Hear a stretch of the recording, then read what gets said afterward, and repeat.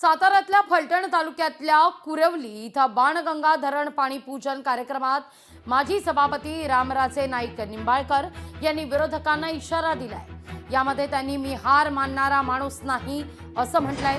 मागील फेब्रुवारी मार्च महिन्यात काही अडचणी निर्माण झाल्यामुळे मला कुणाला वेळ देता आला नाही, मात्र आता मी गावोगावी कार्यकर्त्यांच्या बैठका घेणार असल्याचं देखील ते सांगतायत। तालुक्याची बसवलेली घडी कुणाला विस्कटू देणार नाही असा इशाराच रामराजे निंबाळकरांचा आहे।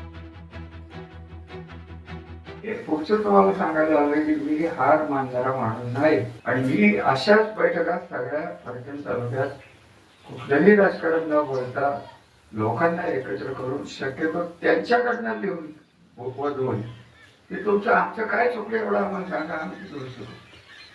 आणि त्याही पेक्षा सगळ्यात महत्वाचं आमचं ढीक चुकलं असेल पण तुमच्या पुढे जे नेतृत्व आज तयार होत आहे ही नेतृत्व तुम्हाला तुमच्या पुढच्या पिढीला लाभकारक ठरणार नाही।